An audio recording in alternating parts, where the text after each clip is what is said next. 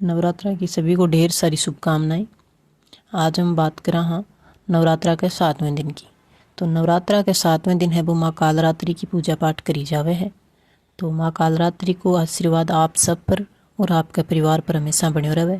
माँ आपकी हर मनोकामना है वह पूरी करे, ऐसी हम कामना करते हैं। तो नवरात्रि का 7वें दिन है वो माँ कालरात्रि की आप पूजा पाठ करा हाँ। बतायो जावे है कि इस दिन साधक को मन है वो सहस्त्र चक्कर का अस्तित्व है और कालरात्रि है वो दुष्टों का संहार करने वाली बताई गई है। माँ कालरात्रि का रूप है वो अत्यंत भयंकर है, परंतु अपने भक्तों को हमेशा शुभ फल प्रदान करती है, इसलिए इन्हें शुभंकरी भी कहा जाता है। इनका वर्ण है वो काला है, 3 नेत्र हैं, माँ के केस खुले हुए हैं, गले में मुंडमाला माँ धारण करती है। माँ की सवारी है वो गर्दभ है अर्थात गद्दा है। इनके नाम का उच्चारण करने मात्र से सभी बुरी शक्तियाँ हैं वो भाग जाती हैं। माँ के आप बात करते हैं माँ की कथा की, कालरात्रि की कथा व्रत कथा है वो मैं आपको बता देती हूँ। एक पौराणिक कथा के अनुसार एक रक्त बीज नाम का एक राक्षस था। मनुष्य देवता सभी उनसे बहुत परेशान थे। रक्त बीज दानव की यह विशेषता थी कि जैसे ही उसके रक्त की बूंद धरती पर गिरती तो उसके जैसा ही एक और दानव पैदा हो जाता। इस राक्षस से परेशान होकर और सभी देवी देवता हैं वो अपनी समस्या को जानने के लिए भगवान शिव के पास पहुँचे। भगवान शिव को ज्ञात था कि इस दानव का अंत देवी पार्वती ही कर सकती है।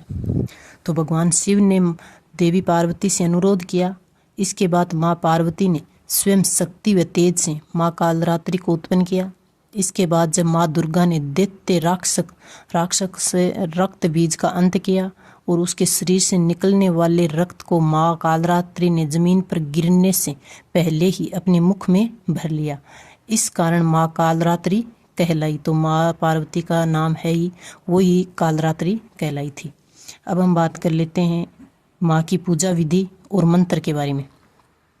तो मंत्र है वो है ओम जयंती मंगला काली भद्र काली कपालिनी दुर्गा क्षमा शिवा धात्री स्वाहा स्वधा नमोस्तुते। माँ कालरात्रि का प्रिय भोग। माँ कालरात्रि को है वो गुड़ व हलवे का भोग लगाना चाहिए, जिससे माँ प्रसन्न होती है और भक्तों की सभी मनोकामनाएं है वो माँ पूर्ण करती है। पूजा विधि की बात करें तो सुबह जल्दी उठना चाहिए, स्नान आदि करके माँ ने है वो घी को दीपक जलाना चाहिए माँ की प्रतिमा का आगे, और सुहागी सगी चीज़ें अर्पित करना चाहिए और कपड़ा लाल कलर का कपड़ा पहनना चाहिए। फूल फल मिष्ठान आदि है वह विधिपूर्वक माँ ने अर्पित करना चाहिए पूजा सामग्री का माँ। और पूजा करते टाइम है वो मंत्रों को जाप करना चाहिए, कालरात्रि की आरती करनी चाहिए, दुर्गा चालीसा को पाठ करना चाहिए। तो इस प्रकार की कई चीज़ें हैं वह आपने करनी चाहिए। और सप्तमी की रात्रि के माँ अपन तिल के तेल को या फिर सरसों के तेल की अखंड ज्योत जलानी चाहिए। तो इस हिसाब अपन पूजा पाठ है वो करनी चाहिए श्रद्धापूर्वक सच्चे मन अपन करा तो माँ अपनी हर मनोकामना है वह पूरी करे है। और करने के बाद में अपन विनायक जी की कथा भी सुननी चाहिए। जिस हिसाब आप और व्रतम सुना तो हर व्रत का विनायक जी की कथा जरूर अपन सुननी चाहिए। जय हो माँ कालरात्रि की।